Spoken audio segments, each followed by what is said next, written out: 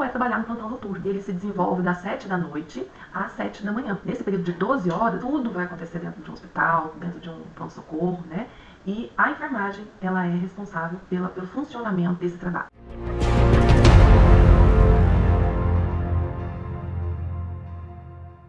Olá, como é bom te ter por aqui. Sejam todos bem-vindos. Meu nome é Edna Veiga, eu sou enfermeira e aqui eu ajudo enfermeiros a atuarem na urgência e emergência com segurança e serem disputados pelo mercado de trabalho, mesmo que iniciante. Hoje nós vamos falar sobre plantão noturno, que no começo do plantão acontece e vai se perpetuando até o final. É a lei de Murphy, né? Começou com uma patologia, ela geralmente passa a noite inteira com a mesma patologia. Olha que interessante. Eu comecei o plantão chegando muita paciente com dor torácica, vai vir muita dor torácica. É uma lei inexplicável, a gente chega a brincar com isso, porque realmente é assim. Então, às vezes chega um paciente queimado no começo do plantão, eu fico pensando, ai meu Deus, vai vir mais queimado.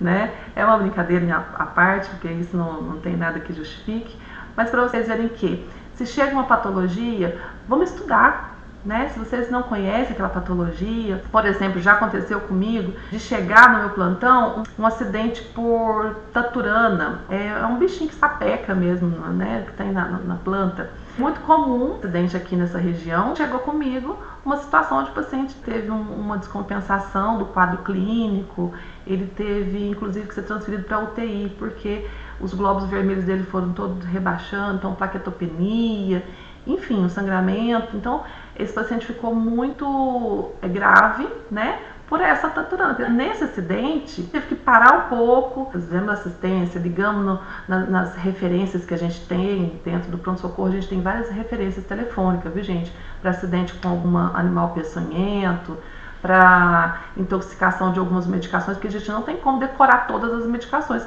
quais são as reações daquelas medicações. Então, quando a gente necessita, né, é importante pedir ajuda para pessoas qualificadas. Então, existe esse centro de intoxicação, né, toxicológico, quer dizer, que a gente entra em contato. Então, entrando em contato, a gente pegou as orientações do que deveríamos fazer durante esse plantão com esse acidente, com esse animal. Depois disso, foi interessante porque a equipe toda começou a estudar melhor sobre esse acidente, né, porque, sei lá, em 14 anos eu nunca tinha visto um acidente daquele, né, um acidente com esse animal.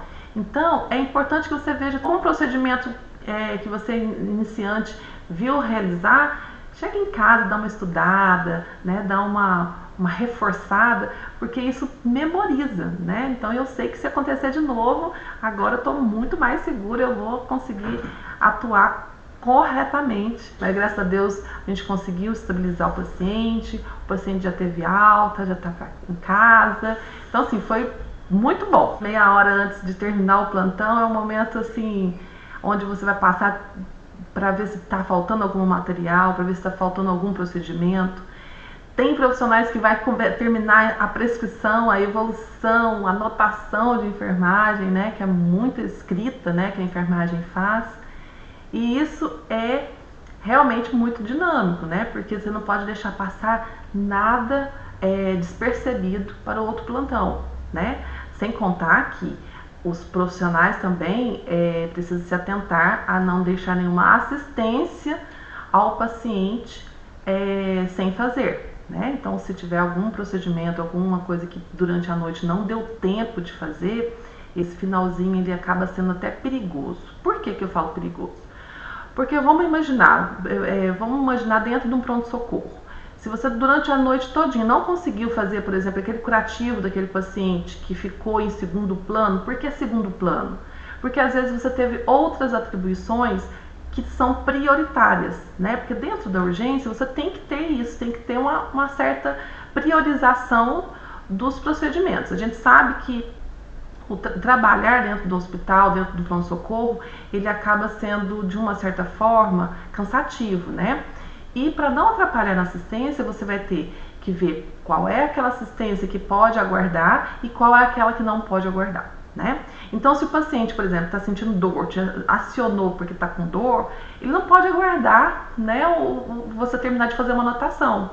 Você tem que ir lá prestar essa assistência, fazer uma medicação prescrita pelo médico conforme, né, para sanar essa dor, e aí depois você volta para a evolução. Então a evolução seria um dos procedimentos que dá para aguardar, uma das rotinas do setor que dá para aguardar, né? Dá para esperar um pouquinho. Logo que não é interessante você esperar o final do plantão para evoluir. Por que que não pode? Porque você vai esquecer de muitas coisas, né? Às vezes você fez um procedimento também que naquele momento, se você não anotou, você não vai conseguir lembrar, né?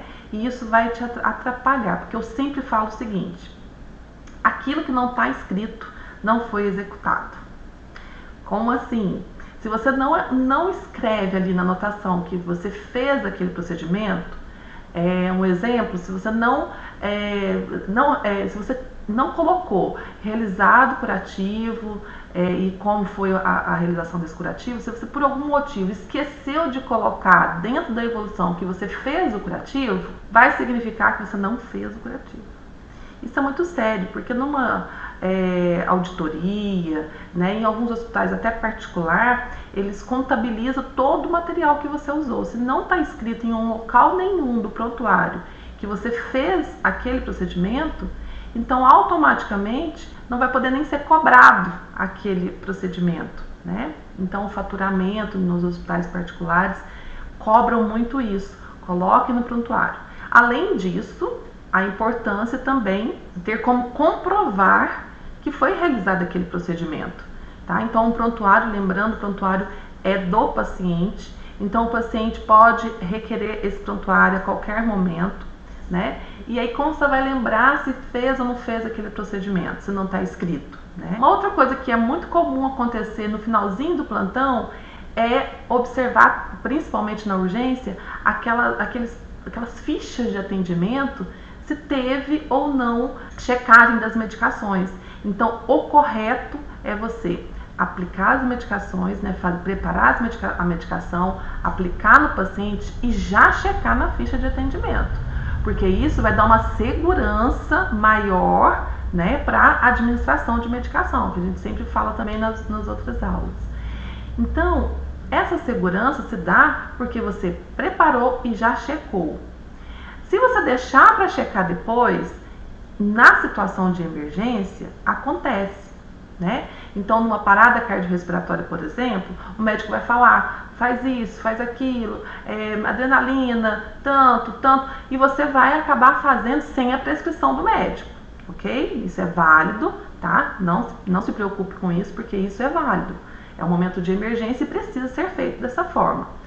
Porém, pós-reanimação, se dá através de realizar os cuidados, né, do paciente. Então, vou colocar uma fralda, vou estabilizar melhor aquele acesso, vou sondar, enfim, vou fazer todos esses processos com mais atenção. E aí eu tenho que lembrar que aquela ficha o médico precisa preencher para mim. Então, eu tenho que ir lá, doutor, por favor, aqui ó, gastamos 4 adrenalina, 5 isso, 5 aquilo, porque você tem, no meu caso, eu guardo todas as ampolas separadinhas, para depois a gente, né, na hora da urgência, a gente não tem como memorizar quantas foram, mas eu guardo todas para depois o médico, fica mais fácil até para o colega médico ir lá e prescrever as medicações que foram utilizadas. Aí, nesse momento, eu tenho que checar todas as medicações.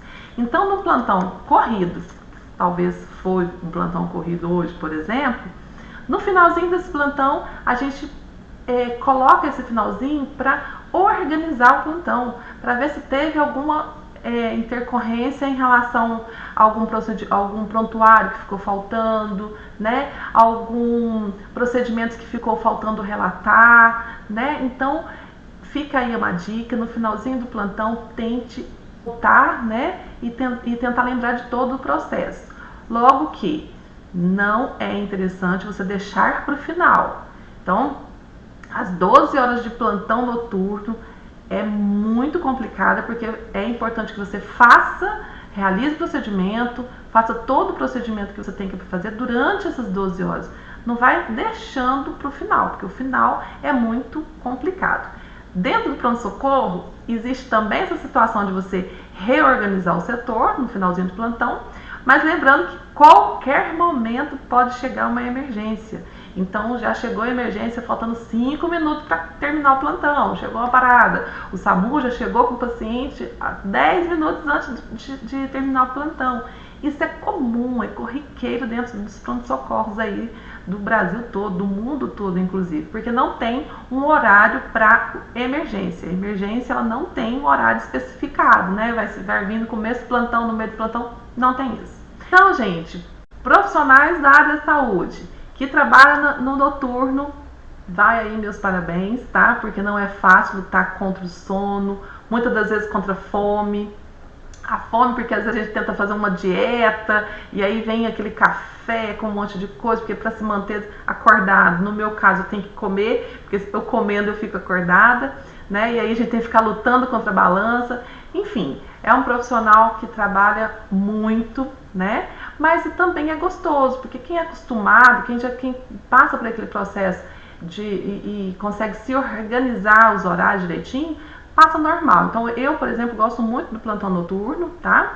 Mas não deixa de ser cansativo. O plantão noturno ele começa das 7 horas da noite às 7 horas da manhã. A dica que eu dou sempre é se alimentar melhor, né? Então tentar levar frutas para o plantão, tentar se hidratar melhor. Quem aí gosta de um cafezinho, tá? O café ele é indispensável, mas tem profissionais que não gostam de café, viu, gente? Não é todos os profissionais que gostam de café. Tem colegas que gosto de leite, com achocolatado, enfim, cada um, né? Eu só adapta ao cafezinho. E você? Me conta aí se vai café ou não vai café. Mas além disso, tentar se hidratar com mais água, bastante líquido, né? E repor esse sono. A gente sabe que sono perdido a gente não consegue repor totalmente, mas a gente precisa entender que a gente precisa chegar em casa, tomar um banho e descansar, desconectar realmente, porque o corpo ele pede isso. Tá? Ele pede descanso, e aí um descanso bem maior do que da noite realmente. Então eu tento colocar o quarto bem escuro, né? Então eu tento fazer aquele quarto bem escuro, eu tento colocar, não deixar nenhum ruídos, eu tento fazer até uma meditação quando eu chego, porque eu chego tão acelerada, esse horário, por exemplo, eu fico muito acelerada, porque a adrenalina do plantão foi tão gostoso que eu chego em casa um pouco acelerada. Então eu tento colocar uma meditação guiada mesmo no fone de ouvido, eu tento ir acalmando para aí sim vir um sono. Eu tento ler um pouquinho, alguma coisinha que me chama atenção, e aí na leitura já começa a me dar um pouco de sono para conseguir dormir durante o dia. Porque não é fácil dormir durante o dia. Tenta fazer exercício físico também, mas não logo depois do plantão. Tenta dormir um pouquinho, depois vocês acordam, façam um exercício físico que é importante. O profissional, para cuidar do outro, ele precisa primeiro se cuidar, tá? Então há uma alimentação, uma boa dia de sono, ou então uma noite e dia de sono, e também uma atividade física. Não deixa de fazer essas 3 coisas. E a quarta, tente fazer uma meditação, tenta fazer alguma coisa, ou então uma caminhada no ar livre, uma caminhada não só para perder peso, viu gente, porque caminhada às vezes nem perde peso, mas para vocês pensarem, né, refletirem na sua vida, organizar os pensamentos. Isso ajuda muito, principalmente na saúde mental. O profissional da área da saúde em si, tanto noturno quanto diurno, eles são muito sobrecarregados psicologicamente, porque é onde a gente tem o contato direto com os pacientes graves.